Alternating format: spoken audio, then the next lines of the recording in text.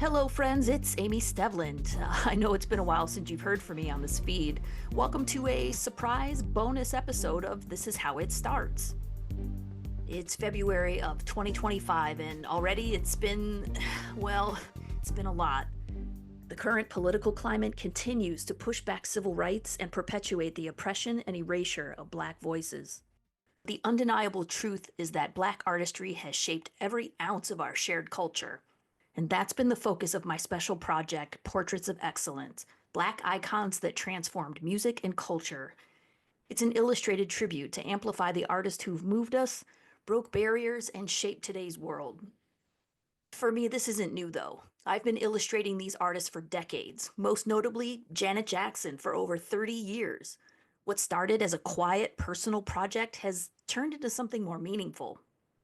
I've heard it said that what you focus on grows. So I could complain about the state of the world, or I could focus on amplifying these stories of creativity, resilience, and inspiration.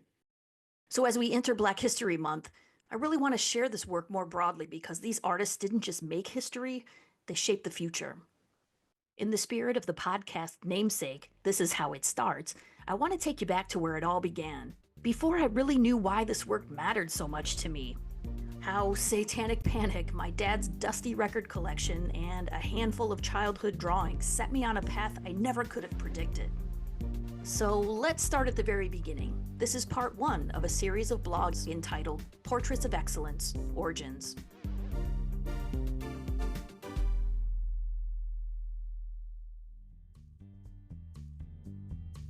This is Portraits of Excellence, Origins, part one. How I Got Like This, the soundtrack of childhood. As a child of the 80s growing up near Detroit, my dad's dusty record collection planted the seeds of my love for art and music. Even Stranger Danger would not deter me from sneaking off to buy my first album. This is how it starts. In my best Sophia Petrillo voice, picture it. Michigan, 1988, 11 years old.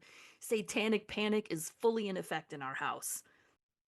For no apparent reason I could find, my mother started her very own one-person chapter of the PMRC, and any music that sounded like a good time was deemed devil's music and strictly forbidden. You guys, not even Kenny and Dolly were safe.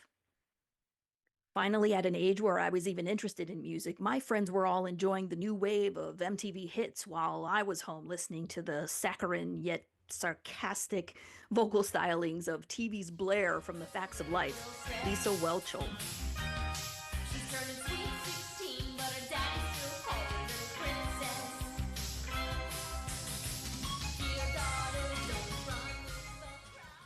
Now, when Christian superstar Amy Grant crossed over to the mainstream with a scandalous duet with Peter Cetera, co-penned by Bobby I Didn't Know He Was White Caldwell, I held on to hope that freedom was near. Until then, I had the loophole, my parents' record collection. My dad casually mentioned that we had this cabinet of albums because he was once a DJ in the Navy, and I will forever regret not asking any follow-up questions before he passed. This was a man I'd only seen play the drums in a polka band at a family function. Who was he, really? Who was I? Anyway, the metal cabinet of albums sat in the darkest corner of the basement, untouched. The sleeves looked like they had some mild water damage and smelled like mildew, but the combination of album sleeve artwork and the promise of hearing something other than jaunty choral hymns proved to be utterly irresistible. Dad's collection was mostly 1960s and 70s rock and pop with a splash of soul and some adult comedy. Some of my mom's albums were peppered in there too, easy listening like The Association and The Letterman, Hard Pass. However, it did bring some small twisted pleasure to change the speed to the 45 setting and make those dorks sound like Alvin and the Chipmunks. Tucked between the likes of the Mamas and the Papas and Jefferson Airplane, I found the occasional salvation in a few gems. Smokey and the Miracles, The Fifth Dimension, Rolls Royce, the Hughes Corporation, and The Silvers. These records sounded different. They had a rhythm, a groove, a swing. I didn't really know what it was then, but I felt it.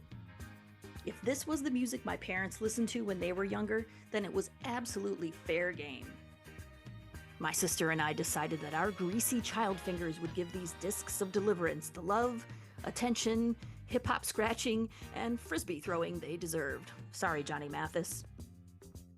Meanwhile, at my friend's house, where I made it a point to be whenever I could, we soaked in hours of video games and MTV. Back then, I wasn't aware of the struggle for airtime, but I knew that when folks like Michael Jackson, Janet Jackson, Prince, Run DMC, or the Pointer Sisters finally came on, it was electric. I would tape those songs from the TV speaker to my dad's Radio Shack portable tape recorder so I could hear them again later back home on our old basement stereo. I listened during stolen moments while Mother was distracted by the latest Reva Shane drama on the guiding light, poised, ready with cat-like reflexes to switch on Shirley Means Bassey the second I heard anything remotely resembling footsteps at the top of the stairs. Johnny could only sing one note, and the note he sang was this. With my mother glued to her daytime soaps and doing her best to pretend we didn't exist, I seized the opportunity to sneak off and ride my dirt bike to the record store a few miles away. I think I only knew it existed because I saw it peeking out behind the Chathams where we would go for our weekly grocery shopping trip. My burning desire for new music had overtaken all common sense. I ignored all the lessons seared into my psyche from the after-school specials, overheard news segments on the latest child abductions, and that terrifying made-for-TV movie, Fallen Angel. My legs never pedaled so fast. The uneven concrete slabs and rows of gangly, tall, white birch trees whizzed by in a bumpy blur. In my mind, no stranger would ever have the chance to danger me if I just kept moving. Thankfully, I survived the initial journey without incident. After looking at all the latest hits and then the change in my pockets, I spotted New Edition's All for Love album in the discount bin. I proudly took Ronnie, Bobby, Ricky, and Mike, and Ralph up to the desk and paid the clerk with the confidence of an entire adult. Then I tucked the album awkwardly under my arm and started the long ride home, bumping my new treasure with my knees each time my feet ferociously cycled the pedals. Halfway home, I realized there was no way of getting this giant 12-inch bright yellow album back into the house unscathed. I'll never forget the sting of getting caught trying to smuggle it inside. Count me out, worth it.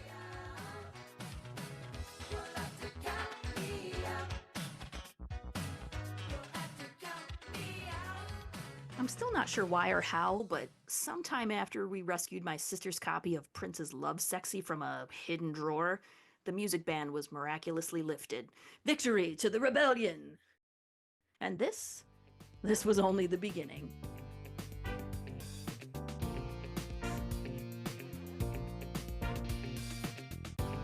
And that's the end of part 1. You guys still with me? Awesome. Now there's more to come, but you're going to want to see the visuals. So make sure to sign up at portraitsofexcellence.com so you don't miss out on project updates and upcoming vlogs. That's portraitsofexcellence.com. Thanks again for taking the time to hit play. We'll see you next time on This Is How It Starts.